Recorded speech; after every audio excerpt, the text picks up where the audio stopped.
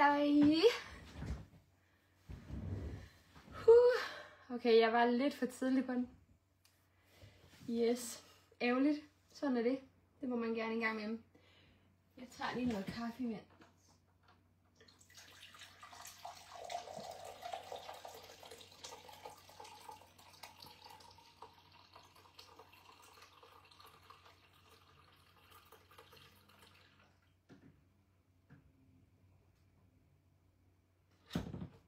Så. Ja, det klarer vi.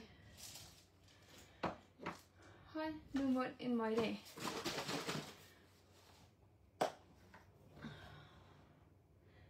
Nu skal vi hygge. Det har jeg bestemt. Giver det lige et minuts tid, så går jeg altså i gang.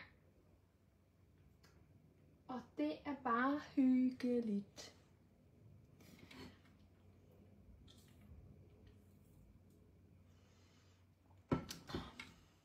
Ja.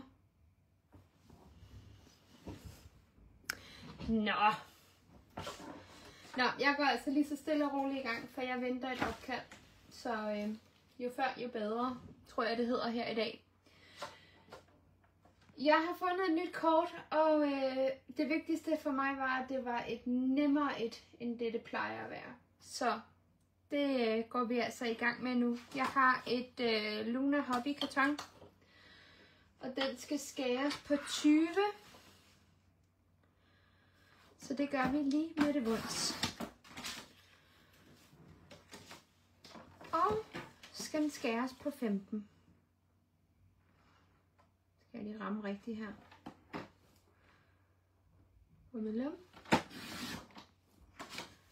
Så har vi vores base lige her.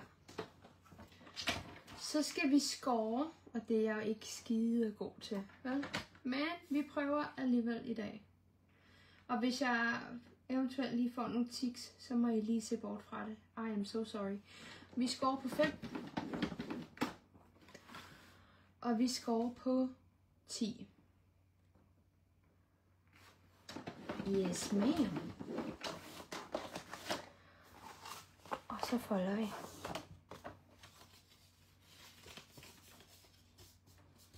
Så har vi noget af vores base, for vi er slet ikke færdige. Men nogle gange, så synes jeg altså, at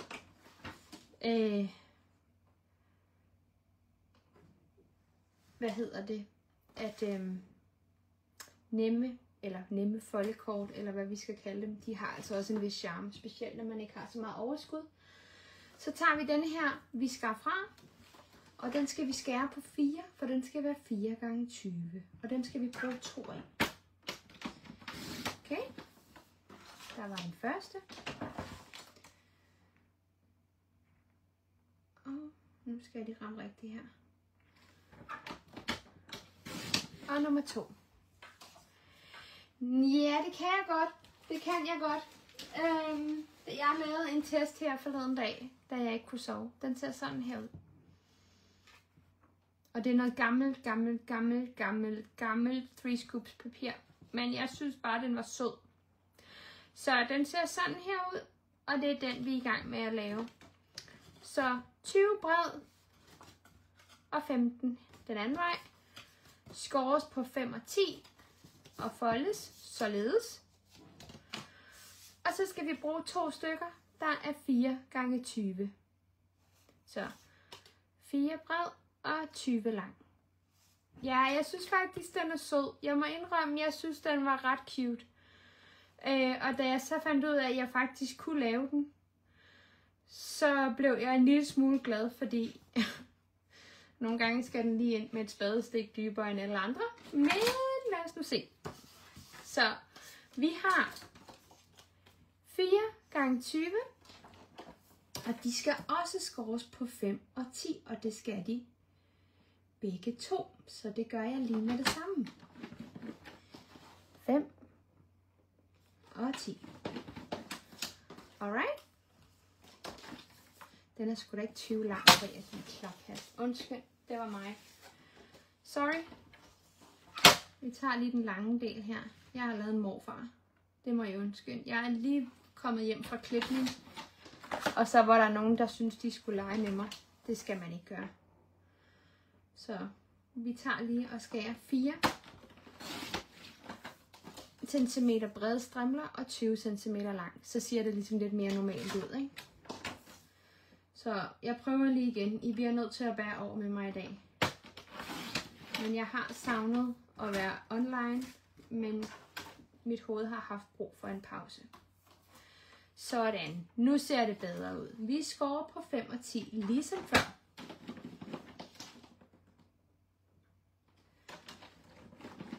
Sådan. Det var den første. 5 og 10. Så tager vi den næste. 5 og 10. Og jeg skal nok lægge opskriften op bagefter. Promise. Sådan. 5 og 10. Bum. Okay. Så lægger jeg lige den her væk, fordi jeg har altså ikke verdens største skrivebord mere. Der står en ekstra computer, så den fylder lige en lille smule. Men her har vi vores base. 20 x 15, skåret ved 5 og 10. Og så har vi vores strimler her, der er 4 cm brede og 20 cm lange. Alright. Og nu skal jeg lige se, om jeg kan forvente den rigtigt her. Sådan. Bummelum. There you go. Okay. Og dem har vi selvfølgelig 2 af, og det har vi, fordi at der skal være 2 strimler. Okay? Så, nu gør jeg lige det, at de her, de skal sættes på først i henhold til den video, jeg fandt. Så dem sætter jeg på først. Hej Jane! Og vi tager den derfra. Men jeg vælger altså lige at bruge en lim, jeg kan styre i dag, og jeg har denne her, den er næsten tom, så jeg skal simpelthen have gjort den ren. Så nu tager jeg lige en, hvor jeg ved, at jeg kan styre det, fordi at den er sådan lidt pædagogisk for mig, men problemet er, når man ikke har så mange kræfter. Så igen, vær venligst lige over med mig.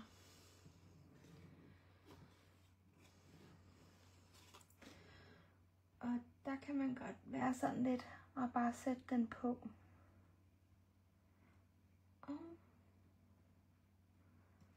Sådan. Og det jeg så gør her, det er, at jeg tager den helt ud til. Det er sådan lidt individuelt, hvad hende her gør i videoen. Hun har gjort på flere forskellige måder, så den nemmeste måde er at ikke at lave en Marie, som jeg har gjort de andre gange, og så lægge den op af den her kant herover og lade den gå lidt væk herfra. Det gør altså absolut ingenting. Men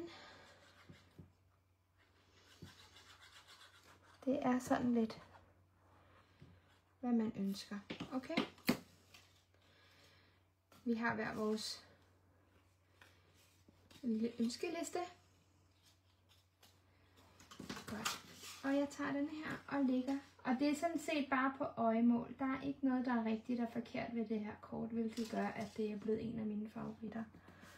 Fordi holy scheisse, hvor har jeg lavet mange fejl på de her kort. Det er næsten det værste. Sådan. Yes, og så tager vi den her. Og der løfter man bare lige rumpetten op på den. Og så lægger man den, som man nu synes, den falder ind. Den her, der gør jeg lige en ting, som måske ikke er helt lovlig i nogens verden. Det er det i min.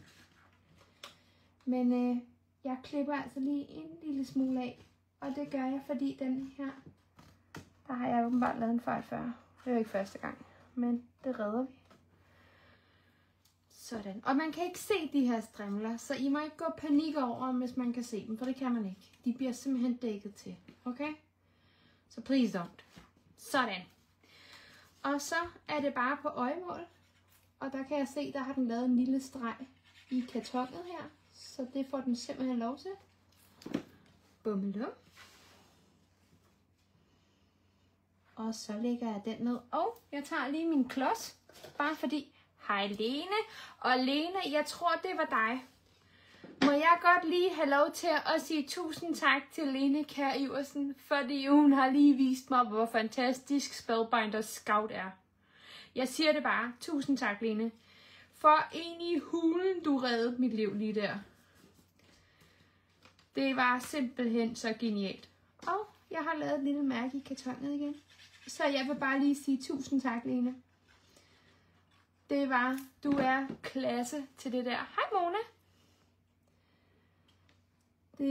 Jeg vil bare gerne sige tak. Fordi jeg har bestemt ikke fortrudt, at jeg har købt Scouten. Spellbinders Scout. Jeg har ikke fortrudt noget som helst på den konto. Tværtimod, jeg må indrømme, det er blevet mit kæreste eje. Selv min mand synes, den er genial. Og så har man altså imponeret her Arbe, vil jeg bare sige. Han sagde jo så bare, at du skulle have købt den fra starten af. Ja, der kendte jeg den jo ligesom ikke, vel? Så lad nu være smartass, som jeg godt må kalde ham herhjemme, når han er i sit drillehjørne. Så lægger vi lige den der på. Sådan. Og jeg har besluttet mig for i dag, fordi jeg taler om denne her. Mit 3 scoops håndtag røg simpelthen af. Og jeg sad og kørte rundt med mit 3 scoops håndtag, og så knækkede selve håndtaget af. Ikke denne her, men håndtaget. Og jeg var lidt panikagtig, fordi de sidste mange måneder, det ved I alle sammen godt, inde i den her gruppe, der har jeg læst til eksamen, jeg har lavet opgave, alle de her ting, det er overstået. Og jeg tænkte, nu skal jeg bare sidde og hygge. Og i stedet for at bruge den elektriske, når det kun er små dej, så brugte jeg min 3 scoops. Og jeg vil ikke kaste noget shade på 3 scoops, fordi jeg elsker det selv. Men da den så knækkede, så blev jeg faktisk en lille smule meget ked af det. Fordi nogle gange, når jeg ikke kan sove om natten, så sætter jeg mig herind og laver kort. Og så er det fedt at have en maskine, der ikke larmer. Så henviste Lene mig. Jamen, jo, det var Lene, jo.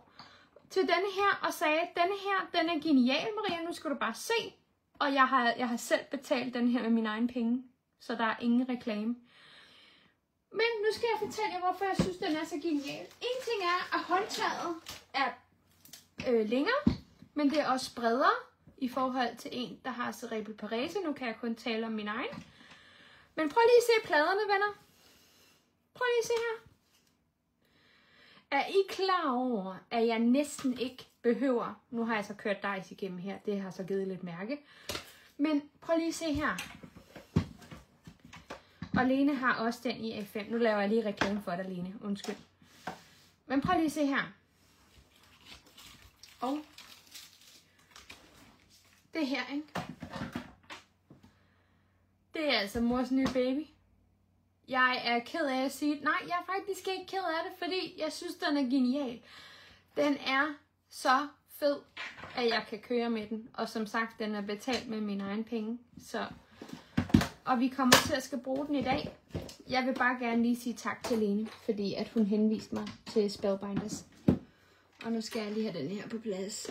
Og den kan stadigvæk stå, hvor min baby stod før. Så jeg er mere end happy. Jeg er tilfreds. Okay. Nu skal jeg lige fjerne alt det her papir, halløj. Bum. Så har vi vores base her. Og nu skal jeg lige være sikker på, at den ikke har limet sig sammen herovre. Det har den ikke. Sådan. Bummelå. Det er vores base.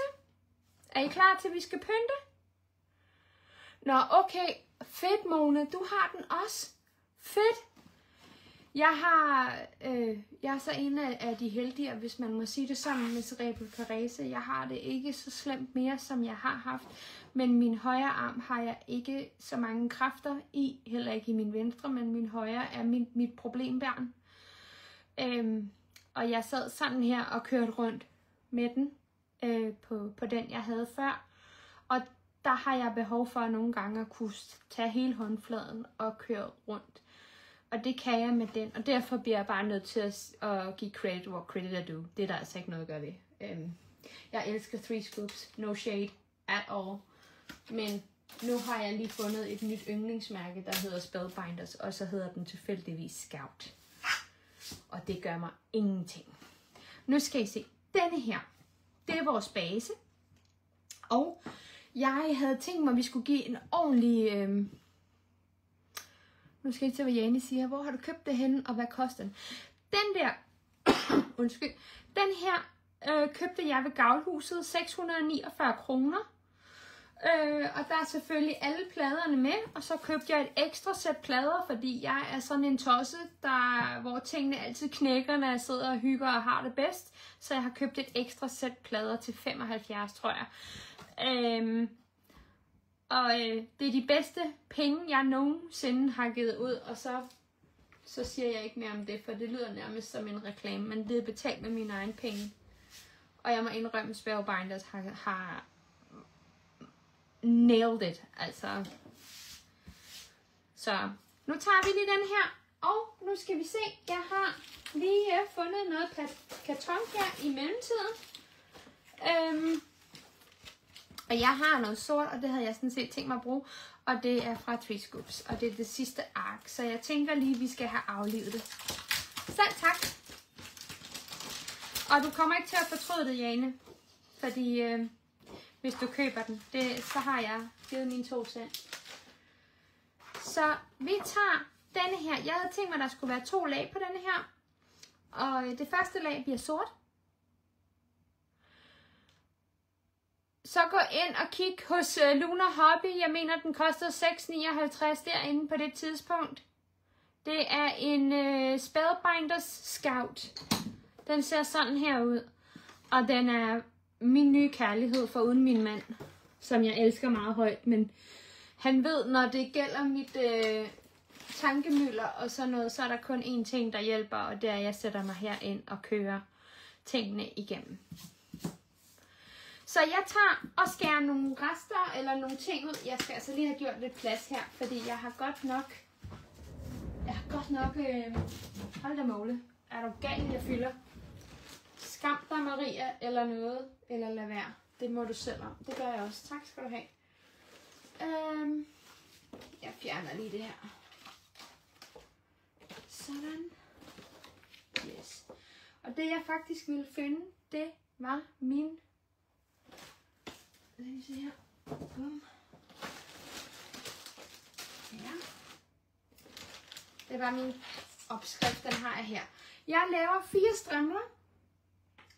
Der er 4,5 gange 15 og 4 strimler, der er 5 gange 4. Halløj, Hanne. Og velkommen, og vi siger lige skål, mens min kaffe er varm, ikke også, venner? Skål!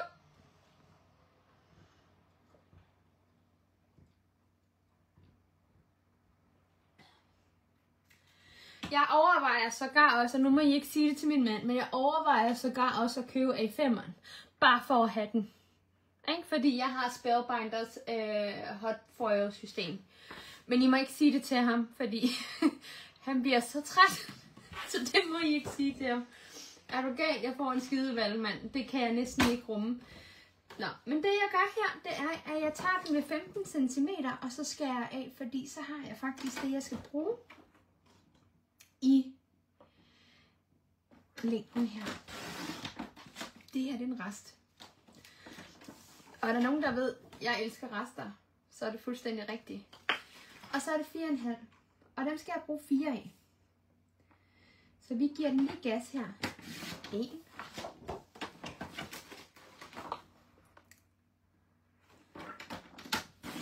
2.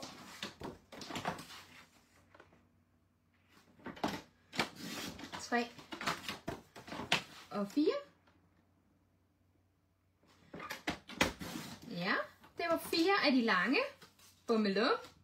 Så skal vi have 5 gange 4. Så jeg tager 5 her. Og så kører vi lige 2 strimler ud, fordi jeg kan se allerede nu, jeg kommer til at bruge 2 strimler. 5 og 5. Yes, ma'am. Har du også A5'er af? Hvorfor har du ikke sagt det til mig, hva'? Helt ærligt. Jeg spørger bare. 5 gange 4. Det kan egentlig da godt være, jeg kan klare mig med en. Nå, men så har vi til et kort mere. Det gør ikke noget. 1.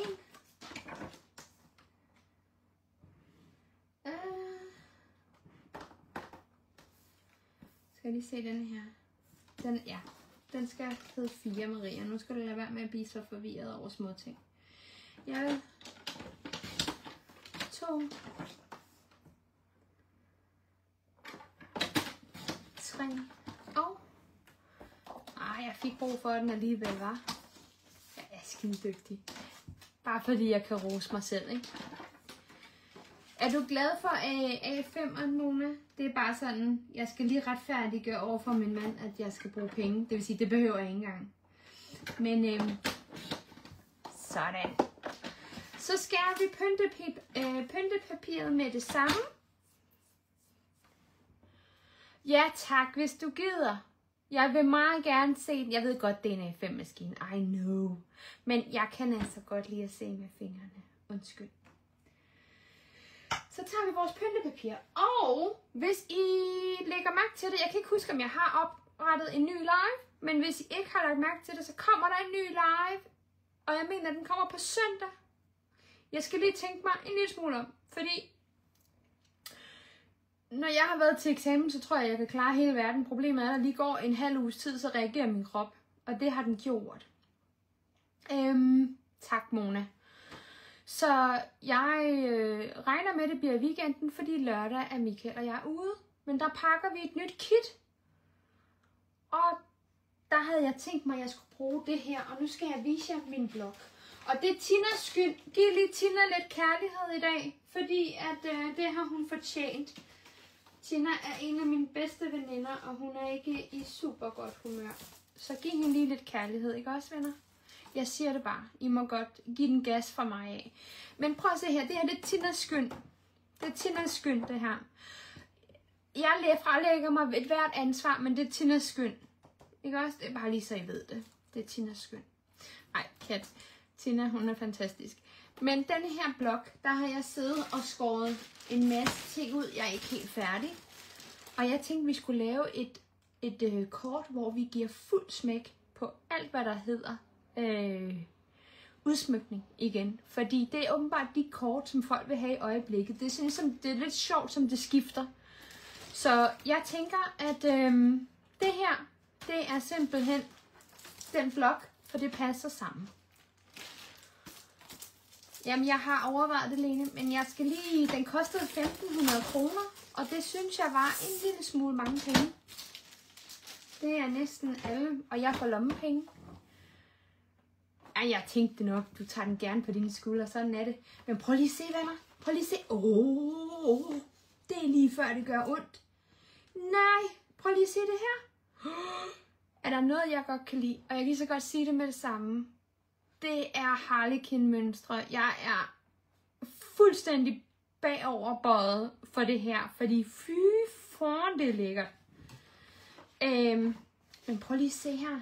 Altså, der er også alle mulige andre. Prøv at se, den er også fin. Men det skal passe til den sorte, og det var sådan set derfor. Og jeg vil godt have noget blåt med, og denne her, den passer bare. Prøv lige at se det her. Okay, venner, vi tager det her. Og så håber jeg, der er et til, hvis ikke jeg har nok. Men det her, det er mit nye kit fra februar måned. Jeg har lånt et stykke. Jeg skal nok finde et andet stykke papir og lægge ned i, hvis det er det. Men den her skal vi simpelthen lege med. Så nu er vi i gang med andet lag. Og der skal jeg bruge 4 stykker. Der er 4 gange 14,5. Så hvis jeg nu tager den og lige gør lidt smart igen og lægger den på 14,5.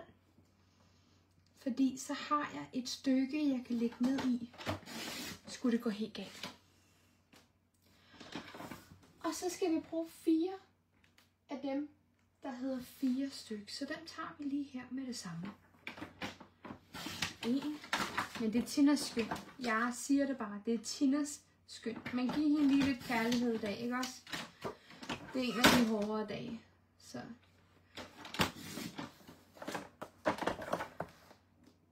Endelig. Herinde, der opløfter vi folk. Se, så skal jeg bruge nogen, der hedder 4,5 gange 3,5. Og meningen er jo, og det har I jo regnet ud, det behøver jeg ikke at sige til jer, vel? Det er, at vi gør sådan her. Check this out. Det ser godt ud. Ja, tak. Altså, mor bliver glad, ikke? Jeg er lige glad, hvad alle andre folk siger. Jeg bliver glad. Og når jeg bliver glad, så bliver jeg bare glad. Så de her, de rører herover. Så skal vi lave nogle, der hedder 4,5 gange 3,5. Og jeg skal lige se, hvad de her er. Den er selvfølgelig kun 4. Jeg går lige ind. Jeg har også noget her. Prøv at se her. Godt. Så jeg siger 4,5. Dem skærer jeg bare herfra. Jeg er sådan, fordi jeg kan altid skære 3,5 fra. Så nu skal I bare se. Og vi skal bruge 4 af dem her. Okay. Og hun har ikke lavet noget andet lag i hende, jeg så, der lavede det her kort. Men jeg elsker lag på lag på lag. Og hvis jeg kan komme afsted med det, så gør jeg det hver gang. Men så meget tid har jeg heller ikke. Så den her, den skal hedde 4,5. Så vi kommer til at skære lidt af. Og jeg vil altså godt have de der stjerner eller harlekin-mønstre, vil jeg godt have op her. Så der er en her. Og 4,5. Og så skal den hedde 3,5. Så vi skal selvfølgelig også lige have skåret noget af den anden, som I kan se. Men ved I hvad? Der er ikke noget, der er så skidt, så det kan godt få noget. Men nu er hele vores hold også færdig på uddannelsen her. Og vi har alle sammen været til eksamen. Og ved I hvad? Jeg kom over. Er jeg tilfreds? Nej, det er jeg i hvert fald ikke. Men nogle gange bliver man bare nødt til at sige, at det var det bedste, jeg kunne gøre. Så det gør jeg også her. Skal vi se, denne her, den er 4,5, så skal den hedde 3,5. Og jeg vil godt have noget af det mørke med. Fordi så matcher det lige med det andet. Og jeg gemmer alle stykker. Og 3,5. Gør vi sådan der. Sådan. Yes, ma'am. Sådan. Og så har vi faktisk pynten klar, men vi er langt fra færdige. Fordi nu skal I bare se, venner. Okay? Nu kalder jeg jer venner, ikke? I er alle sammen mine venner. Sådan er det. Sådan er det herinde. Nu skal vi lige have lagt dem her op, så vi kan se, om det bliver pænt, og hvad det nu ellers gør. Så det gør vi lige med det samme. Der er en der. Jesus. Jamen, jeg synes bare, der er ikke et øje tørt, mand.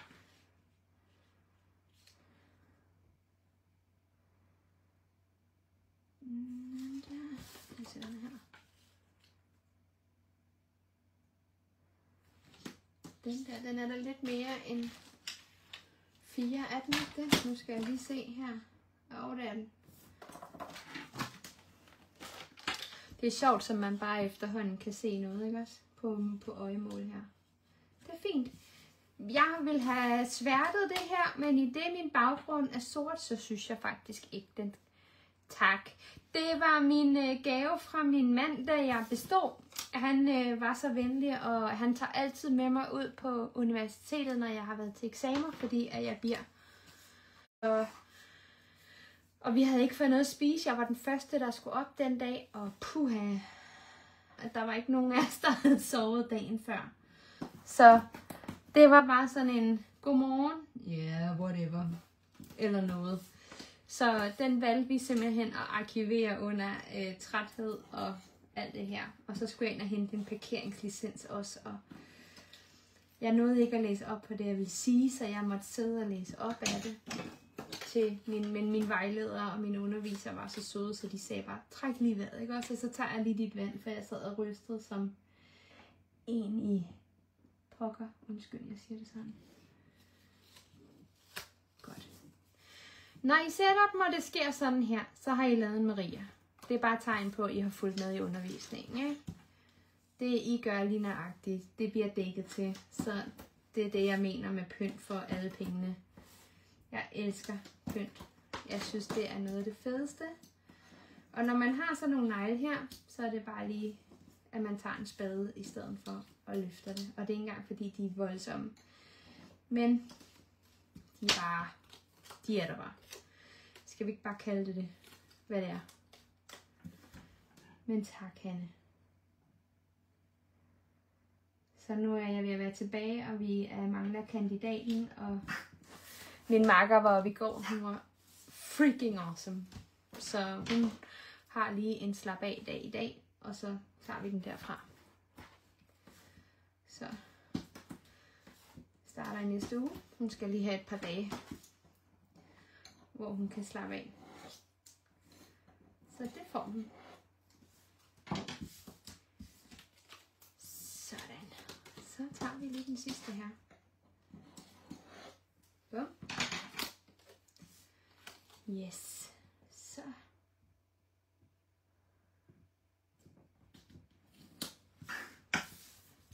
Og en til. Og den sidste. Tak, Hanne. Jeg var ikke tilfreds, men ved du hvad? Jeg var lettet. Jeg har ikke haft den fedeste december måned. Jeg har ikke haft den. Jeg gjorde mit bedste. Så det er helt okay. Det er godt, at jeg ikke skulle være jordmor eller sådan noget. Der skal man jo have, eller dyrlæge for den sags skyld. Der skal du fandme have et bestemt snit. Det vil jeg også stresse min hjerne med. Det går ikke. Så det gør vi ikke. Nu skal I bare se. Og for mig er det altså nemmere. Hende jeg så, der lavede det her kort No Shade, fordi jeg elsker hende. Fantastisk ven. Hun sætter dem på enkeltvis, og så sætter hun det andet på bagefter. Det kan jeg altså ikke, venner. Så vi gør det lige på den nemme måde her. Og det er simpelthen bare fordi, at det bliver for stressende. Og her, der vælger jeg altså lige at tage lim. Så det gør jeg lige her.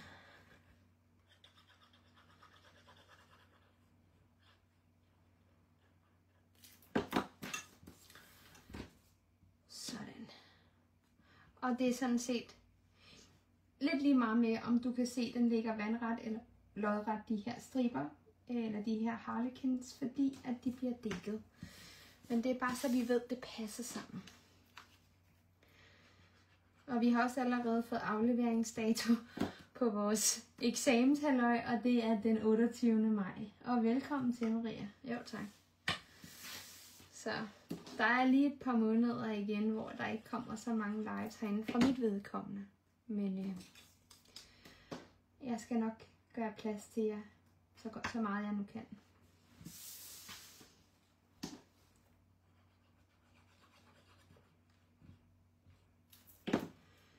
Men det her semester, det har simpelthen ikke været gennemtænkt.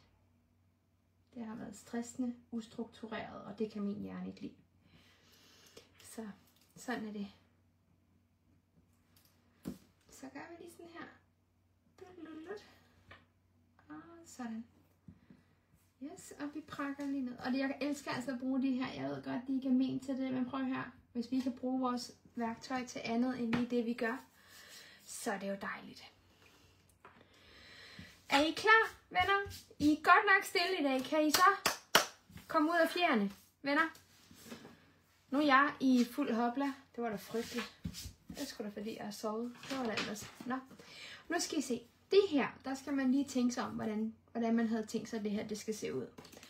Og jeg har det sådan lidt, at jeg vil meget gerne have, at de to mørke her kommer herud og ligger.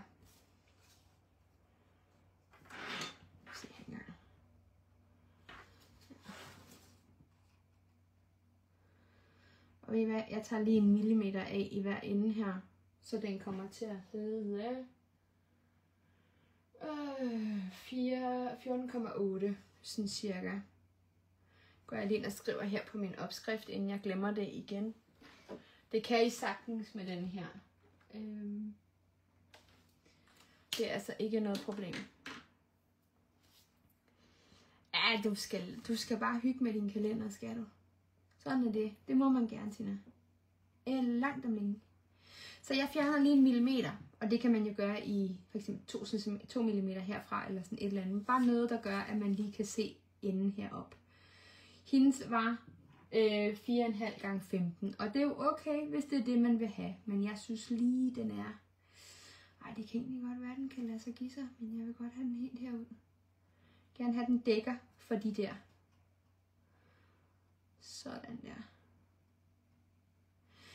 Ved I hvad?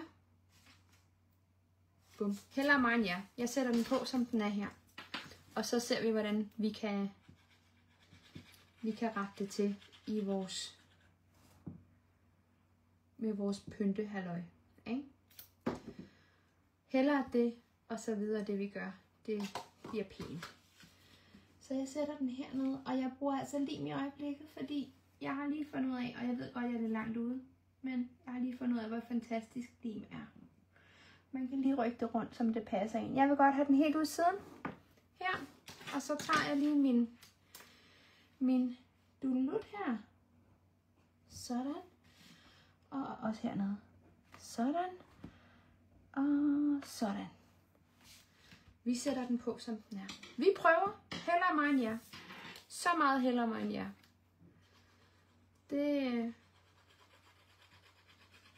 Så har jeg et spørgsmål, venner, og I må kun svare I må kun svare én. Hvad er jeres absolut yndlingsredskab? I denne her fantastiske verden, vi har gang i her med vores skrabting. Hvad er jeres yndlingsværktøj? I må kun sige én ting.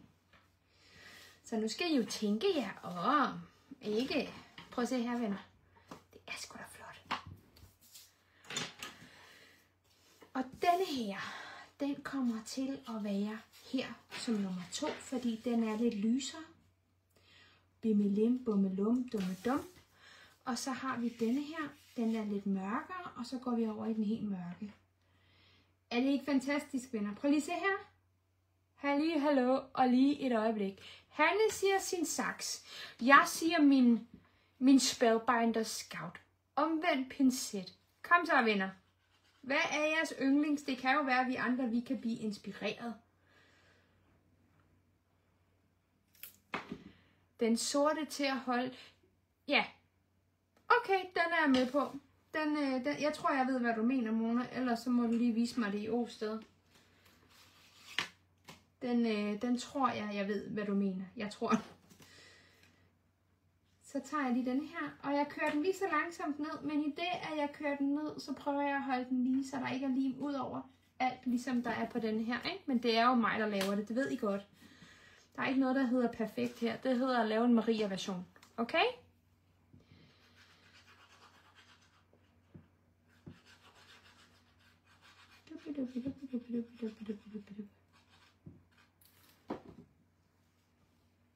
Og så kører jeg den her lige så stille og roligt ind her, uden at prøve at rykke for meget ved alting, fordi det her, det er der bare en Og så rykker jeg alligevel ved den. Rigtig kejle, mand. Ja, det sagde jeg faktisk om mig selv. Sådan. Prøv at se her, venner. Det er da flot. Er det ikke det? Nej, det er bare mig, men det er flot. Det siger vi. Hej Lone. Velkommen til. Alle har lige fået et spørgsmål om, hvad er deres yndlingsredskab? Og det er fordi, jeg er nysgerrig. Ikke en dyt andet. Så jeg kunne godt tænke mig at vide, hvad er dit yndlingsredskab? Bare fordi jeg er hamrende nysgerrig og skide irriterende. Men ellers, så kunne jeg godt tænke mig at vide, hvad det var. Så sætter vi den her op, for jeg vil godt have lidt spil med det her. Og så sætter vi den her her. Ja. Se nu her. Se nu her. Bimmelim, bummelum, bum bum. Yes! Og den der, det dækker vi. Men jeg vil godt have, at man kan se baggrunden bare lidt. Okay? Så nu gør jeg lige sådan her. Bummelum. Og sætter den her på. For vi skal pynte, skal vi. Så den bare får en på sinkadusen. Din saks.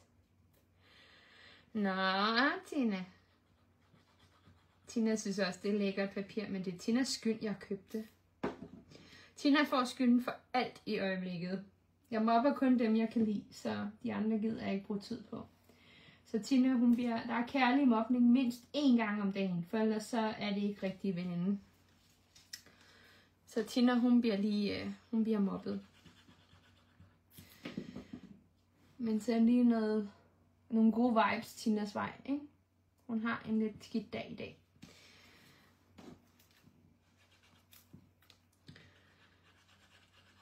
Man må gerne have en crappy dag, som vi kalder det herhjemme. Det er for eksempel, når jeg starter morgenen med at falde ned ad trappen, fordi at jeg lige havde overset et trin eller 2, ikke? Så kan man godt blive sådan lidt, det bliver en lang dag. Sådan, venner, prøv lige at se her. Se, det der så er ved, at man laver 2 lag her, det er, at den bliver ekstremt tyk. Men det gør hun ikke. Hej Michelle, prøv at se her. Altså jeg synes jo, det kan noget, når man lægger 2, og så bliver den faktisk mere stabil, så den kan klare noget mere vægt. Det her, det er simpelthen vores kort, og nu skal jeg lige have lagt denne her ordentligt på. Nu ved jeg, hvorfor den brokkede sig.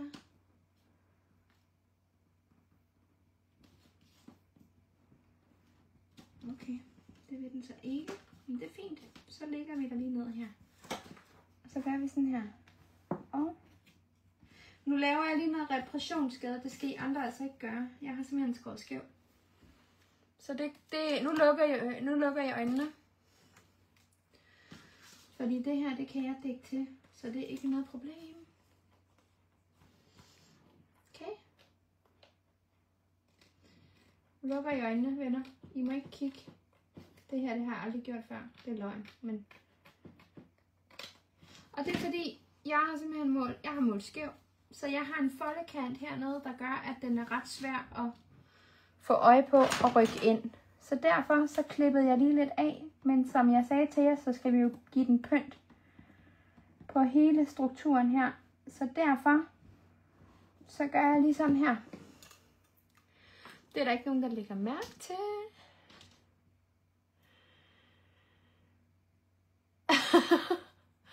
Lone, du har bare at fortælle mig, hvad du har brugt 900 kroner på. Ikke også? Så tager vi det op i ældrerådet, var jeg ved at sige. Der er jeg formand. Fordi jeg har det som om, at jeg er en forkert generation. Jeg sidder og ser Barnaby og Mors og altså noget hyggeligt noget. Og det er altså ikke noget, min generation har jeg fået at vide, bevares, ser. Men det gør jeg. Der er ikke noget hyggeligere end Barnaby og Mors. Tak, Jane. Så nu skal I se. Nu har vi kortet her, som det skal være. Bum. Så var jeg lige inde og kigge på, hvad for nogle dejs jeg har. Og læg venligst mærke til det her. Det har ikke noget med 3 scoops at gøre. Er I lige sød og lægge mærke til det? Fordi jeg har faktisk været inde og hente nogle dejs, som jeg synes, der kunne være attraktive til det her. Og jeg sad faktisk og tænkte på de her 2. Det her, det er Studio Light. Hammerende cute dice. Det er mega hyggeligt. Jamen se, så er jeg ikke alene. Var jeg glad for, at jeg sagde det højt, fordi jeg har fået at vide, at jeg er en gammel dame. Prøv at se her. Den her, ikke også? Jeg ved godt, den kommer til at dække det meste af det. Men prøv lige at se den her. Hvis man satte den sådan lidt. Det kan godt være, at vi skal have fat i den anden. Her. Jeg tror, den her, den er bedre. Hvis man satte den sådan her. Og så dækkede det til med pynt og alt muligt andet her. Det er det nye Bejlene og en Marianne. Ja, Marianne, det er også Tinas skyld. Tina, hun får skylden for alt herhjemme. Og når Michael spørger mig, hvem har bedt dig om, hvem har sagt, du skal købe det? Tina. Han ved, at han behøver ikke engang at spørge mere. Det er Tina. Så jeg tænker, denne her sætter jeg på. Og så sætter jeg den kun fast herovre i siden her. Fordi når du så løfter den, så kan vi så åbne for noget andet. Så, venner, nu skal I bare se. Det, jeg tænker på at gøre, det er, at jeg tager et stykke mere af det her fantastiske papir fra Craft O'Clock. Og ser, hvad der ellers er, jeg kan bruge på det. Og jeg var jo lidt smæsk forelsket i denne her. Så jeg ser... prøv at se den der. Tina... Det er simpelthen din skyld, det her. Fy, den er så flot. Det bliver jeg nødt til at blive den. Se, der er min. Så, fy, Maria, tag dig sammen. Jeg tænker at køre denne her ud, fordi denne her, den er neutral. Så springer den ikke over det her. Så kan jeg sværte den. Så sætter jeg de her die cuts på, som jeg har siddet og skåret lidt af. Og så har jeg fundet denne her, den hedder Nighttime Chill.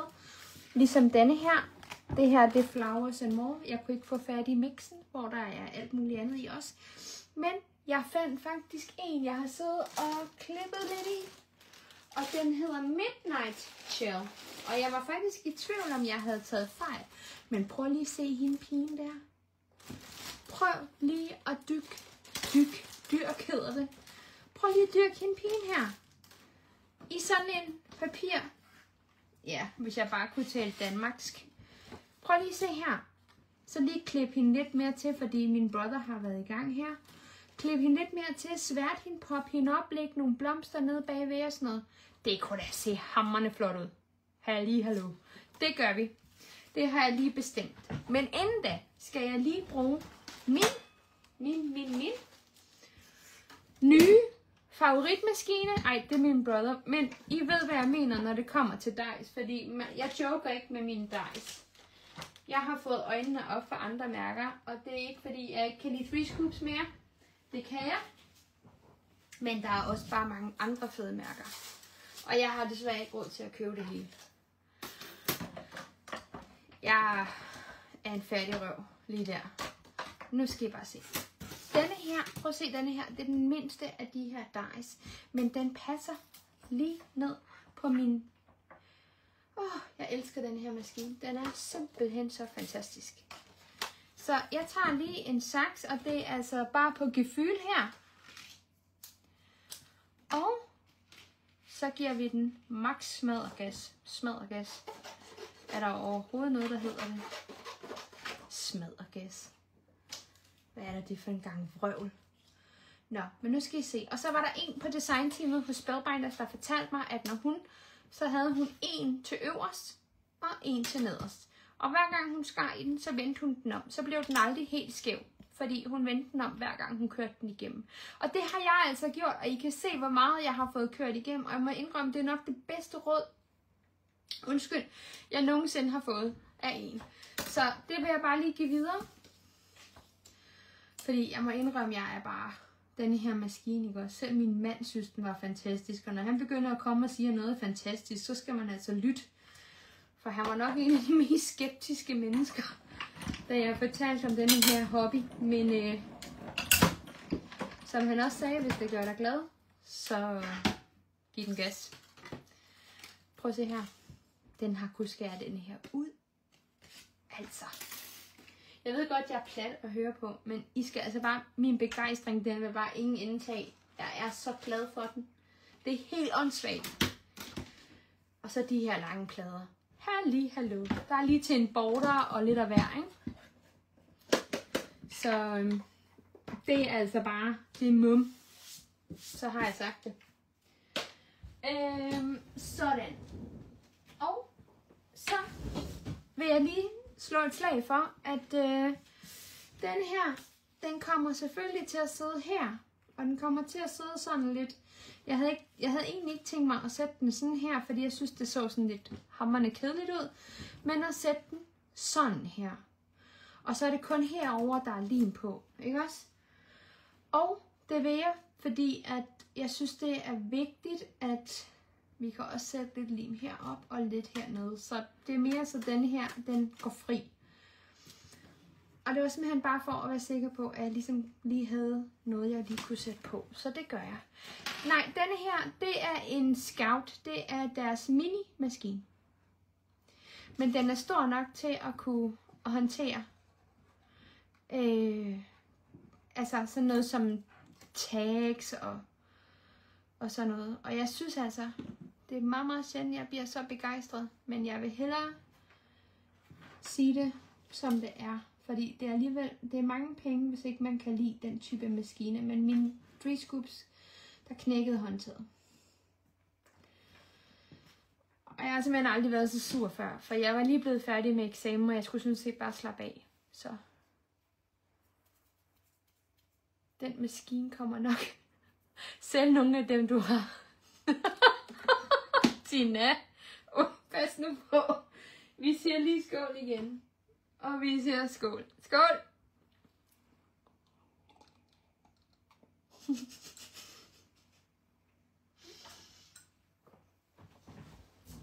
Se, mit mål var for Tina i godt humør. Jeg håber, det er lykkes. Jeg håber det. Selv nogle af dem, du har, så har du råd til 2. Tak for kaffe, mand. Det var så. Se, hende her vil jeg så poppe op. Men her, inden jeg gør det, så tænker jeg faktisk... Ja, sådan, Tina. Giv igen. Så vil jeg lige... Fordi det er min brother, der har klippet her, og den har lige haft lidt travlt nogle steder. Så man kan lige rette til, sådan hvor man synes, den sådan... Måske har været en lille smule harsk her. Og den her popper jeg så op her, men inden jeg gør det, så tager jeg og læg venligst mærke til, at det ikke er walnut-sten. Det var godt, Tina. Det var godt. Vintage photo, my friends. Ja? Yeah? Vintage photo. Det skal være min nye ven, håber jeg. Nu klipper jeg lige lidt til her, fordi jeg synes lige, hun har en lidt for tyk kant rundt om sig. Okay? Og det er ikke sådan, nu ved jeg godt, og det er derfor, jeg altid har holdt mig til walnut stain. Men ved I hvad, jeg bliver nødt til at omfavne nogle af de andre, jeg også har. Og hende her, der lavede det her kort, hun brugte vintage photo. Så jeg tænker simpelthen, at det gør vi lige sammen. Og så ser vi, hvordan det bliver. Og jeg klipper lige lidt mere til, fordi det var der noget af en spids skulder. Jeg skal da lige love for, hun kan da give en hård en. Sådan. Okay. Og jeg sætter simpelthen den her. Og jeg vil have hende poppet op. Og jeg vil simpelthen have hende hernede. Så er det ligesom om hun kigger ind i sådan en mønster. Jeg vil have hende poppet op, fordi at... nu har jeg jo ikke fået klippet alt. Altså, jeg har ikke fået klippet alt, det skal jeg være ærlig at sige. Men hvis der er et eller andet, vi synes, der er mega fedt, vi kan bruge, så klipper jeg det selvfølgelig ud sammen med jer. Men alle de her blomster, prøv lige... Altså, hallo. Det er jo åndssvagt, mand. Så jeg tænker faktisk, at vi skal have lidt blomster, vi skal have lidt blade, og det ved jeg, der er rigeligt af her. Og det er jo Midnight Chill papir, så jeg ved, det passer til. Og det var faktisk en af tingene, som Tina hun solgte på, at så skulle man ikke ligesom ud og finde noget, der passede til, fordi det passede bare helt automatisk. Så nu har jeg taget lidt af det. Så det jeg tænker, det er, at jeg vil simpelthen poppe hende her op til den store guldmedalje, og jeg vil dække den her nede, så hun kommer til at sidde her. Okay? Og så propper vi ting ind under. Så nu prøver jeg lige, og jeg tager lige, jeg har sådan noget fantastisk noget for 3 scoops. Jeg har en rest tilbage, så det vælger jeg lige at bruge. Bare lige for at være sikker på, at jeg faktisk kan sætte det på her. Og hun skal sidde her. Og jeg sætter hende simpelthen lige på sådan her, og jeg smider den her ud. Okay? Og det er simpelthen, jeg skal lige ned og måle her, fordi jeg vil ikke have, at hun går for langt ned. Men hun skal lige, jeg finder lige noget mere, fordi sjovt nok, det har jeg mere af. Det er utroligt, hvad man ikke kan finde i sine gemmer efterhånden, ikke? Og jeg klipper lige lidt af her. Dubidup. Dubidup. Ej, stop dig selv, Maria. Nu styrer du fandme. Altså, Mia og mig, de er stadigvæk, de hitter inde i mit hoved nu, og det er simpelthen så træls. Så det er da bare der, hvor man tænker, ja, vi har det fedt. Hurra. Der er stadigvæk Asian Tours herovre. Det skal jeg da lige love for. Sådan. Det jeg godt kunne tænke mig her, det var simpelthen lige at sådan. Og det var da en god sparebøs. Sådan en sparebøs vil jeg også gerne have, bare lige så vi ved det. Sådan. Og jeg vil godt dække den her kant lidt herover til, så jeg prøver lige at se, hvad der sådan passer mig bedst her. Sådan. Ja, hun sidder der. Yay! Så skal vi ellers bare give den gas med pynte halløj. Og jeg vil jo gerne have lidt af den farve her. Jeg ved godt, det er ikke helt den samme farve. Men så kunne vi jo bygge op med blomster og hallo og alt det her sjove ting, vi har her. Så nu prøver jeg lige her, men jeg vil godt lige have noget sværte på her. Og Jeg sætter min brother maskine til at skære. Det har Tina og jeg gjort her de sidste par dage. Og så noget her, det lader jeg mig altså ikke slå ud af, fordi så propper jeg det bare ind et sted, så kan du ikke se det. Det var nok ærgerligt. Så det er altså bare, lad være med at smide det ud, fordi den ikke er skåret helt perfekt. Så propper du det bare ind under noget, og ved du hvad, det er kun dig, der ved det. Og når du er færdig med det kort, så har du glemt det. Så der er altså ikke noget her, der ligesom siger, at det skal gøres på en bestemt måde. Herinde er alt tilladt. Og nu skal jeg lige rette en fejl her fra min brother. Sådan. Bum. Sådan. Og vi kører.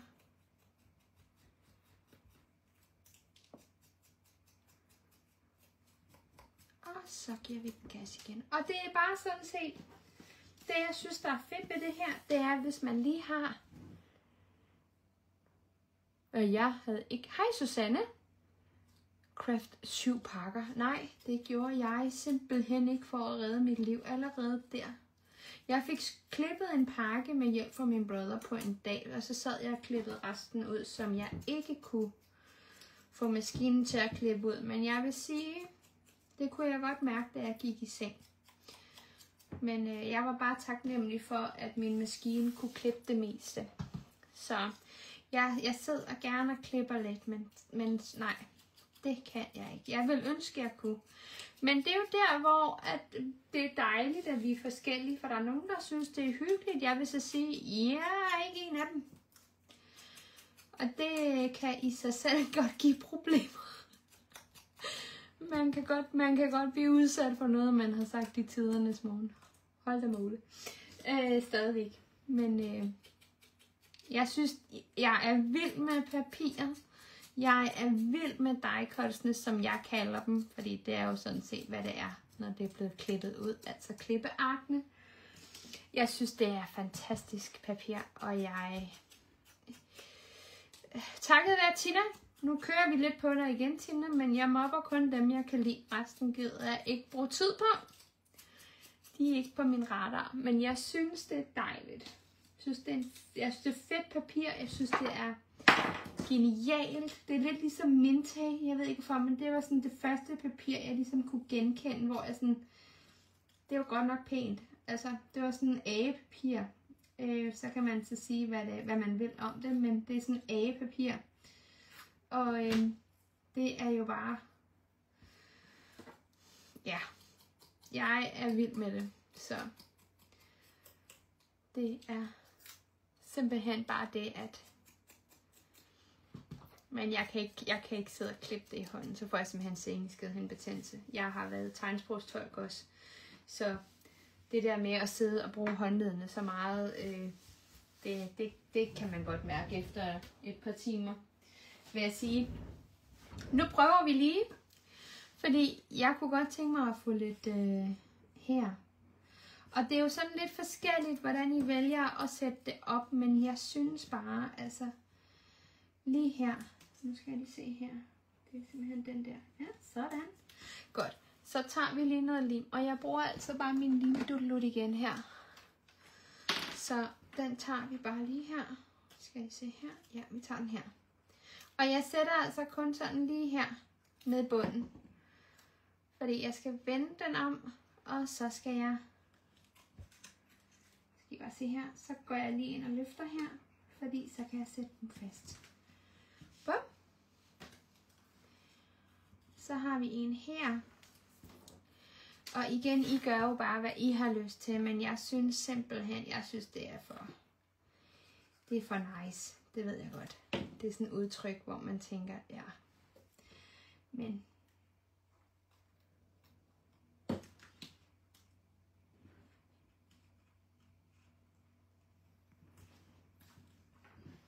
sådan. Og så tager vi lige denne her. Jeg ved ikke hvorfor, men denne her er faktisk også en af mine favoritter. Jeg kunne bare virkelig godt lide farven her. Så tager vi denne her og sætter bagerst. Bummelum, fordi det er ligesom passer til hendes bluse. Så Så tager vi denne her, og så prøver vi lige at se, om vi kan gøre sådan her. Det kan vi godt. Og sådan her. Og der tager vi lige en lille stykke af vores ven fra Bummelum her. Og den sætter jeg sådan lidt ud i siden, fordi at jeg vil godt proppe noget ind bagved her. Så, det gør vi her. Yes. Sådan. Og gør vi sådan her.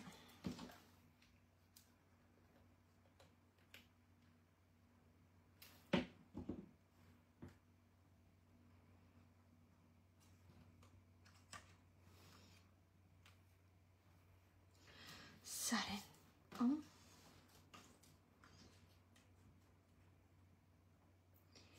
Og jeg ved godt, jeg propper lige lovlig meget på, men jeg har sådan en idé inde i hovedet, og så tænker jeg, den kan jeg lige prøve at udføre i en live. Ikke at jeg siger, at det bliver rigtigt, fordi det vil jeg ikke påstå. Sådan. Så har jeg ligesom fået lavet en collage rundt om hende. Jeg mangler lidt herover. Den irriterer mig lidt, at den er lidt... den er lidt bar her. Men det fikser vi. Alt kan fikses i dag. Også kun i dag, fordi i dag har jeg energien til det. Så det kan vi godt. Så vi prøver lige igen. Med en sådan en her. Bum. Og den tænker jeg faktisk at sætte op med et lille stykke her. Bum. Og så her. Og den kommer simpelthen bare midt på. Nu skal vi lige have den fikset ordentligt her. Sådan. Og den bliver sådan set bare sat lige midt i. Sådan. Hvad siger I til det her? Vi skal have noget til noget dots, og vi skal have lidt af hver her. Men jeg skal bare lige være sikker på, at jeg vil lige høre jeres mening her.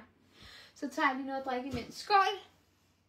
I kold kaffe, som man bliver så dejlig ung af.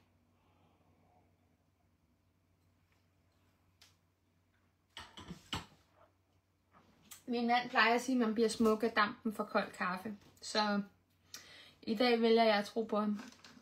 Må vi se, om han har ret, når han kommer hjem og ser, hvad jeg har drukket af kaffe. Jeg så ikke din besked, Lone. Jeg er i gang. Jeg er allerede nu i gang med kandidatspecialet. Det er ikke, fordi vi ligger på laurbærrene, vil jeg sige. Men min makker var lige op i går. Og jeg var op den 23. Så hun får lige et par dage, hvor hun lige kan... Jeg skal dele dul med ikke læse videre. Da jeg skal da lige have det her overstået. Så kan I ikke se min bagdel for bare... for bare skruesåler. Fordi jeg er den, der er strøgen.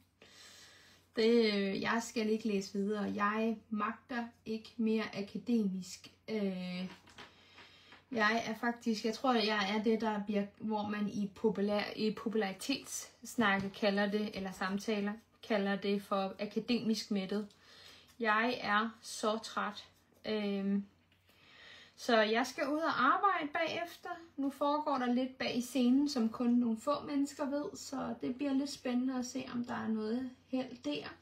Og hvis der er det, ja, så kommer det først, og så kommer arbejdet bagefter. Men nu ser vi lige. Vi tør ikke at håbe på for meget herhjemme. Vi har ikke lige haft den bedste december og sådan noget, så det er sådan. Der manglede altså lige noget. Så nu går vi i gang herude. Og jeg synes simpelthen, den er så flot. Altså, jeg har ikke fortrudt, at jeg har brugt den der, fordi fy foran den er lækker. Det jeg godt kunne tænke mig her, det var, her der skal jeg lige tænke mig om, for jeg skal have dækket det her på den ene eller den anden måde. Så jeg tænker, at vi skal have gang i nogle store blomster, som kan gå ind og dække det her halløj, vi har gang i her. Så det tænker jeg også, at vi gør her. Og der skal jeg lige passe en lille smule på. Så jeg starter med at sætte denne her på. Oppe her. Sådan. Sådan. Og så kører vi lige på med den blå, for jeg synes altså, at den blå er smuk. Men jeg skal ud og arbejde, Lone. Jeg vil gerne ud og have noget praksiserfaring med det fag, jeg elsker allermest i hele verden. Og det er simpelthen kun derfor. Jeg skal ud og bruge min viden til at hjælpe andre med at komme videre i deres liv. Det var bare lige nu, der faldt det sådan rigtig godt sammen med, at det passede, at når jeg nu var i gang med at læse, i stedet for at jeg gik ud og arbejdede som socialrådgiver, som jeg lige var blevet færdig med, altså læste jeg videre, fordi når du først er blevet vant til, at pengene ruller ind, og du skal på SU, så er det ikke særlig fedt. Så er det faktisk nemmere at gå ud og sige, nu arbejder jeg, eller nu skal jeg lige være sikker på, at det her det er det rigtige, fordi du rører altså alligevel gedylt ned i din indtægt, når du går på SU, kan man sige, ikke? Så lige der man skal tænke sig om. Der var så mange på mit hold, de 2 skoler, jeg gik på, som faktisk kæmpede med at kunne holde skruen i vejret. Og der er jeg bare taknemmelig for, at min mand arbejdede, så jeg kunne få lov til at gøre det, jeg vil. Men det betyder så også, at når det er min tur til at arbejde, så er det hans tur til at gå hjemme. Fordi han er jo trods alt lidt ældre end mig. Så det har han heller ikke noget problem med. Han glæder sig faktisk til det.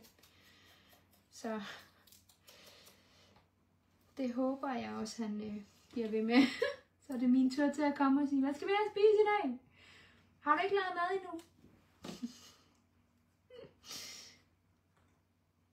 Så er det ham, der skal stå og lave mad til mig.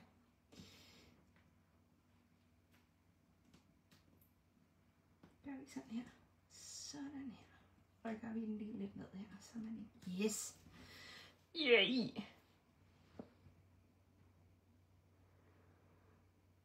Ja. Må jeg spørge, hvad du arbejder med, Lone? Ved du hvad, der er så mange mennesker i Danmark, der ikke er klar over, hvor stor en forskel flexjobber faktisk gør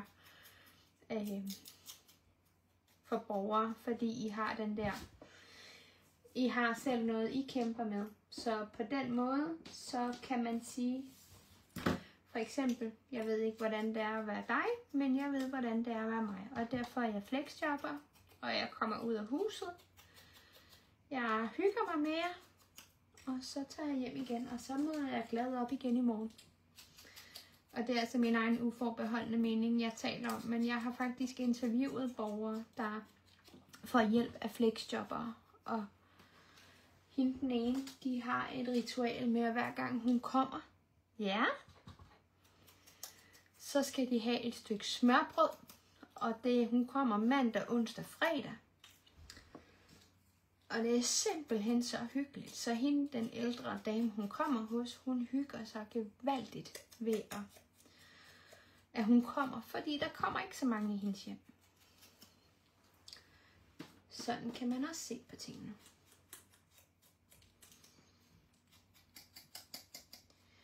Og nu sidder jeg altså bare lige og giver lidt sværte på mine ting her, og så er vi igen i gang igen. Men det her papir, Tina, tak for hjælpen. Tak for en ny addiction. Jeg ved ikke helt, om jeg skal takke dig for det, eller om jeg skal give dig et kærligt klap, havde jeg nær sagt, los bag. Fordi Tina, hun var ikke, jeg kan ikke huske, om Tina var op den dag, men der så jeg, at hobbylæret havde tilbud på det, og der måtte jeg simpelthen ringe til hende, og så gik Tina og jeg i gang med at købe ind til den nogenlunde store guldmedalje, men det var sådan en lille smule dyrt, så har jeg sagt det. Så det var hyggeligt, var det, men det var, lægger vi lige den her heroppe af, så den ikke kommer til at ligge inde i foldelinjen, fordi det er altså noget møg. Det vil vi ikke have. Men hvilket minder mig om, jeg skal faktisk, jeg skal komme efter dig. Det kan jeg love dig for. Jeg lover dig for, at jeg kommer efter dig. Du kan bare vente dig, og jeg håber stadigvæk på, at jeg kan komme med til convention og handle. Men jeg har ikke spurgt ham endnu. Og hvis han siger nej, så tænker jeg, Tina, så må du godt handle for mig, hvis du gider. Så overfører jeg penge til dig. Det kommer lidt an på hans øjne, for han har lige været hos øjenlæge også, så han skal lige... Hans syn siger, de er fint, men han bliver så træt, fordi han skal sidde og koncentrere sig så meget. Og der er jo forholdsvis langt over til Fyn, når man ikke ser. Og han må godt stadigvæk køre bil. Han skal bare lige tænke sig lidt op. Og jeg kan også køre. Så det er ikke det. Men han er min ledsager, Lone. Så han er altid med mig i byen. Og han har ikke noget imod det, hvilket er derfor, jeg elsker ham endnu mere. Fordi jeg har været på den anden ende, hvor man nærmest skulle tjekke og bede om at få lov til det. Og så kunne man få lov til at være der i en time, og så skulle vi altså hjem.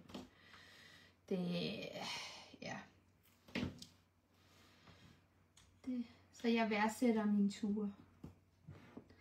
Nu skal jeg lige se her. Den sætter vi her. Yay! Ej, det her kort, ikke? Mor elsker det. Jeg siger det bare allerede nu. Jeg er forelsket i det her kort, og det er helt åndssvagt. Prøv lige at se det her kort, venner. Er det ikke pænt? Bah. Og så er der stadigvæk plads til nogle dots der, og nogle dots der, og der kommer ikke rigtig noget herind, fordi man kan ikke rigtig se det, men det giver en god balance, synes jeg. Mit fokuspunkt, det var hende her. Og jeg skulle måske have givet denne her noget sværte, men ved I hvad? Jeg gør noget andet. Nu skal jeg lige tænke mig om. Jeg skal lige se den her. Jeg har de her akræer, eller sådan noget, hvad de hedder. Nu tager jeg lige et stykke restkarton her. Okay.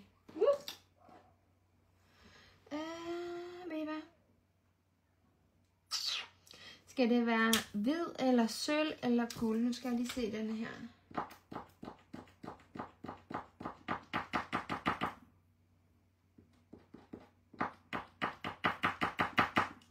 Så kom dog, kvindemenneske, med min hvide farve. Det kan da ikke være så problematisk for dig. Der kom den. Jeg skal lige se. Nej, det kan man ikke rigtig se. Nå, jeg tager gulden her.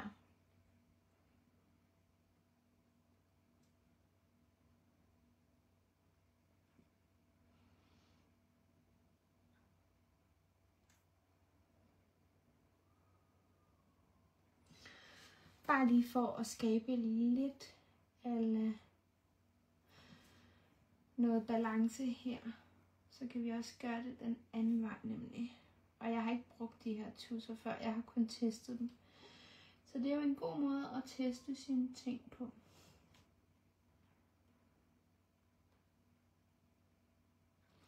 Sådan, og så tager vi den her. 1, 2, 3 og her. Og gør vi lige sådan her. Skal jeg lige se her.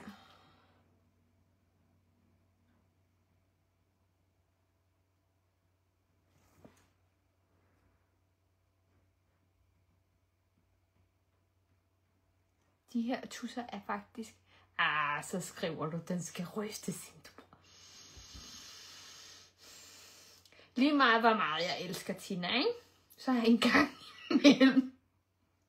Du skal have sådan en buzzer, så den reagerer over i min stol, så jeg flyver 1,5 meter. Ikke? Så giver det mening.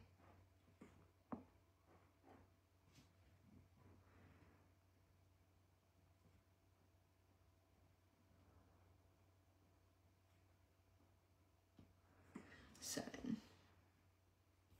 Og her, der sætter jeg så... jeg kan lige lave en her, fordi jeg synes, det er sådan lidt tomt. 1, 2, 3, 1. Og igen, det er altså ikke på grund af 3 scoops, jeg laver 3, men jeg har et eller andet med 3, også når det gælder mine dots. Og det er, jeg ved ikke helt, om det er fedt, eller hvad det er, men det er sådan lidt, ja, det er sådan lidt. Men jeg har kun købt 3 af de her Copic tusser. Jeg har købt sølv, guld og hvid. Og nu kan I se, I kan ikke se det, men der er en ordentlig guldklat herovre. Så den skal jeg lige have fikset bagefter. Men prøv lige at se det her. Det er altså okay. Og så tænker jeg, at vi skal bruge... Jeg skal lige finde om, der skal være noget her, fordi jeg synes, den er lidt tom her, og det bryder mig i og for sig egentlig ikke om. Men nu prøver jeg lige noget, fordi det må ikke være for stort, og det må ikke være for småt. Det er sådan en rigtig god regel at sætte for sig selv, ikke? Så jeg prøver at tage noget blåt og noget nu prøver jeg lige at tage her. Noget blåt og noget... Jeg tager lige den her og klipper af, fordi den her, den er da også godt nok. Det er mig selv, der har klippet den. Det er derfor, jeg ikke bryder mig om at klippe, fordi jeg kan ikke gøre det pænt. Men det er jo så det, man kan gemme med alt muligt, ikke? Sådan. Så tænker jeg, at jeg vil egentlig gerne have den der på, og så vil jeg også gerne have denne her på. Og jeg tager den her. Nu ved jeg ikke, om jer, der er til Osted, I stadigvæk er her, men jeg håber, jeg kan genkende jer ud fra jeres profilbilleder, men ellers så kommer jeg altså bare. Jeg kan simpelthen ikke huske min korttidshukommelse. Den er mere eller mindre stegt, så den er sådan nogenlunde væk fra det hele her. Sådan. Og så skal jeg have en blomst på her. Og der vil jeg egentlig gerne have, det var en rød blomst, bare for at skabe lidt too high, hvor det går-agtigt. Men jeg kunne også godt tænke mig en grå, fordi jeg har jo en gråt blad der. Og så har jeg en blå, men... Nu skal vi lige se her. Den her, der sætter jeg simpelthen bare lim på, fordi den skal bare lige dudelut her. Sådan. Jeg sætter den her, fordi så kan den lige sidde og titte den vej. Fordi det andet blad, det går nemlig den modsatte vej. Ja. Ej, Michelle, jeg glæder mig til at hilse på dig. Også dig, Mona. Og jer andre, der skal med. Men jeg kan lige så godt fortælle til alle, da jeg fandt ud af, hvem Runa var, det hedder Michelle. Det blev hun kaldt inde på Scrap Sisters forum. Jeg stalkede alle Michelles opslag derinde, for jeg synes, de ting, hun lavede, de var så flotte. Så nu fik du det at vide, Michelle. Undskyld på forhånd. Men du lavede nogle af de flotteste ting. Og der var jeg vil ikke sige, at jeg var nybegynder, men jeg havde ikke udforsket så meget, fordi på det tidspunkt, da jeg startede op, der startede jeg op med 3D-kort, og så tak. Og så startede jeg op på scrapbooking, og at sidde og se, hvad folk lavede. Jeg var bare totalt starstruck, og på det tidspunkt, kan I huske det, der sad man og lavede alt med de der hamrende flotte blomster, og jeg var så misundelig. Det var ikke engang morsomt. Jeg sad og savlede. Det var lidt ulækkert til sidst. Fordi jeg sad og tænkte, det er fint, det kan jeg bare ikke. Jeg kan noget andet, men jeg var ikke så modig på det tidspunkt. Jeg var ikke sådan en, der bare er, som jeg er i dag. Gudske tak og lov for det da, fordi puha, så havde jeg da fået min bagdel på komedie. Men det er jeg ikke. Det er jeg så i dag. Men jeg sad faktisk og stalkede dine opslag, og jeg vil godt sige undskyld på forhånd. Det lyder lidt creepy. Jeg er ikke noget creep, men jeg var bare vildt betaget af det, du lavede. Og du svarede altid folk pænt. Og det er sådan en ting, jeg går meget op i. Som man burde gøre alle steder, men sociale medier i dag, de er sådan lidt ubehagelige i min verden. Fordi jeg synes, de er ikke søde ved folk. Det er der, hvor man sidder og tænker, slap af, at jeg er kommet tilbage i børnehaven. Fordi, hold da op, det havde jeg ikke lige regnet med. Så lige der var Runa, undskyld, jeg kalder dig Runa, Michelle. Men der var Runa faktisk en af dem, jeg allerhelst, jeg var inde og tjekke dagligt for at se, om hun havde lagt ting op. Fordi jeg synes, det var så skide pænt. Undskyld, jeg venner. Prøv at se her. Så har vi faktisk vores kort her.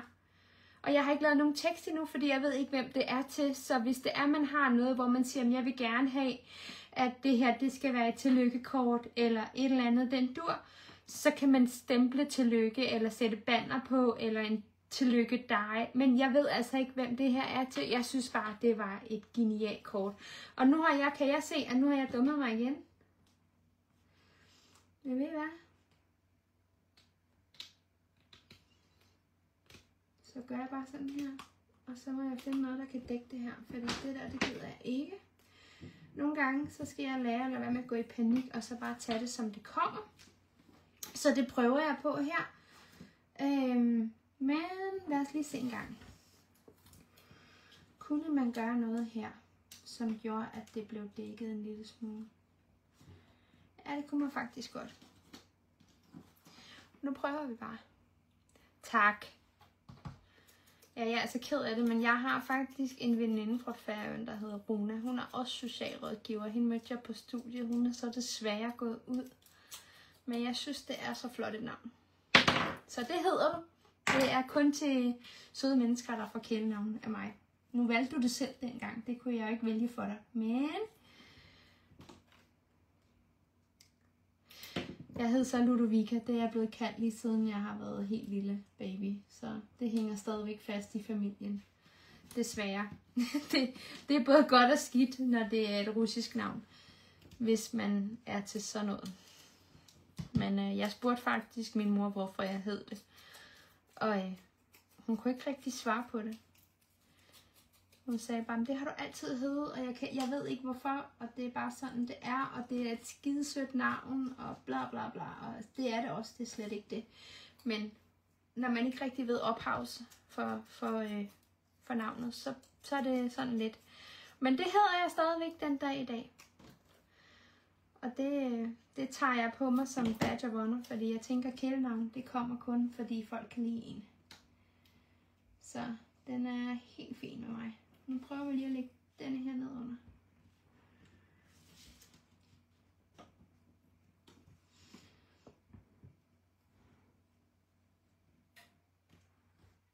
Sådan, og så sætter vi noget her. Og nu skal jeg lige se her. Og den dækker stadigvæk i. Det er super. Det er super, det er super, det er super. Og så finder vi en lille blomst, og så sætter jeg den. Nu skal jeg lige se, om den her den er lille nok. Jeg prøver den her.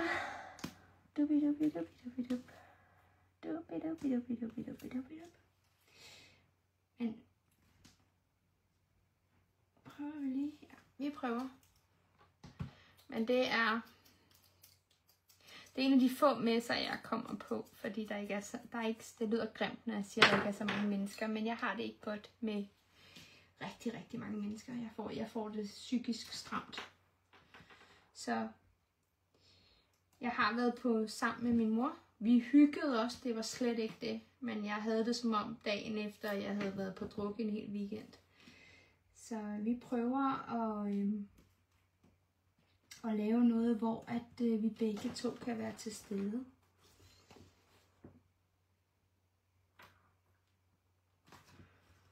Prøv lige at se her, venner. Du. Bing. Ding. Ding, ding. Ding, ding, ding. Ding, ding, ding. Ja. Yes. Se nu det er. Der ville have Rune, og min far ville have Michelle. Nå, ja, det forstår jeg godt. Ja. Men det er jo et meget normalt navn på Færøerne at hedde Runa. Og det er faktisk et rigtig smukt navn. Og jeg kan godt lide navne, som har en dybere mening. Ikke nødvendigvis, men sådan for familien. Altså, hvis jeg skulle hedde Ludovica, så ville folk jo dø af grin. Men nu ved jeg jo grunden til det. Det er simpelthen, at vi var så mange børn og sådan noget. Så det var sådan, alle havde kælenavne, og det var bare, det var fint. Hvad siger I til det her kort? Vi mangler nogle dots, det ved I, når det er mig. Så jeg skal lige have fat i mine dots. Og i morgen går jeg live ind i Anemone Design. Og Der er udfordringer til Osted, så hvis I vil se med der, er I mere end velkommen. Der er nogle blå der. Nej, det skulle du ikke, Maria. Det gør jeg heller ikke. Det var ikke derfor. Og vi har også nogle grå, så mangler jeg faktisk bare lige nogle røde, lyserøde. Har jeg det? Jeg har dem der. De er ikke helt det samme, vel? Det er lidt noget hø, men jeg har også nogle brune. Jeg har også nogle klare. Men nu kan jeg godt lide, at der lige er smæk på det her kort her. Bare fordi. Så jeg tænker at prøve at tage nogle, vi tager der nogle cremefarver. Vi skal lige have lagt den lige lidt ned, fordi jeg synes, der er lige knald på blå bedst. Det bestemmer Mona. Mona siger blå. Så Mona, nu får du endnu et spørgsmål fra mig. Right here. Mørkeblå, lyseblå. Let's go. Så tager jeg lige en tår kaffe. Så vi siger lige skål i kaffe igen. Så skål.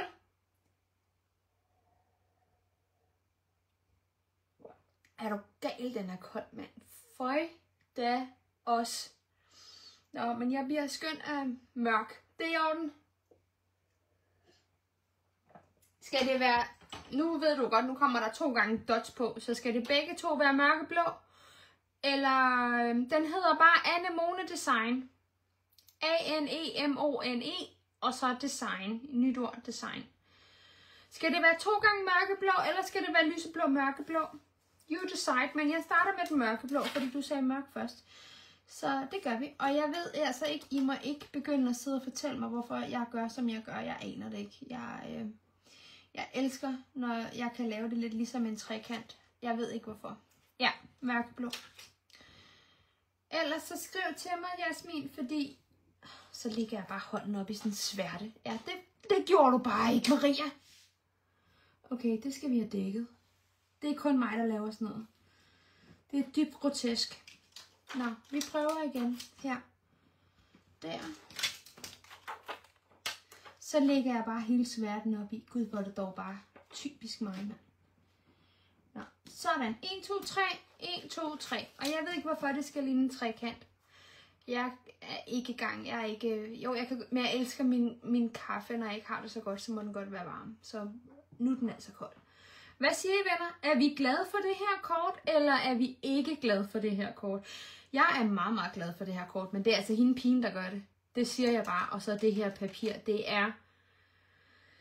jeg elsker det. Men det var faktisk dagens live, og det var bare fordi, jeg havde en dårlig dag. Så tak fordi I gjorde min dag bedre. Jeg sender god energi ud til alle sammen. Nu begynder jeg at lyde som sådan en, der er alt muligt. Og jeg sender gode vibes til Tinas vej. Og så ses vi over i morgen i Anemone Design, hvis I vil være med der. Der kommer udfordringer til, til Osted. Og de udfordringer, jeg laver, dem er jeg selv med på. Så det er simpelthen for, at vi får brugt nogle af vores materialer, venner. Og jeg glæder mig til at møde Mona, og jeg glæder mig til at møde Michelle Runa, som i min verden hedder Runa, fordi jeg har 3 Micheller på mit indre map her. Så jeg er Runa, jeg ved lige nøjagtigt, hvem det er. Og ellers så ses vi i morgen. Og jeg håber, Dale Dulma, at I får en fantastisk dag, fordi I har gjort min fantastisk. Så tak, fordi I lige hjalp mig at komme ned i gear. Og vi ses i morgen. Og så kommer der muligvis en live på søndag med nyt kit og det hele. Gjorde vi det, Mona? Jamen se, nu er jeg jo på herrens mark, fordi min korttidshukommelse, den er ikke så god. Så det er også derfor, jeg siger til jer, I må simpelthen ikke blive sur, hvis jeg ikke ved, hvem I er. Jeg kan ikke gøre for det. Jeg har været nede med stress for meget, så min korttidshukommelse, den er simpelthen fløjet sig en tur. Men vi ses i morgen, venner. Og Jasmin, hvis du ikke kan finde gruppen, så skriv til mig i en PB, så tager vi den derfra. Ja. Er det Dorte Lilla, du taler om? Jeg ved godt, hvem... Hvis det er Dorte Lilla, ved jeg godt, hvem hun er. Men jeg kan ikke huske det. Jeg er så ked af det. Sorry. Vi ses i morgen, venner. Og jeg håber, I kunne lide det her kort. Kan I have det dejligt? Hej hej!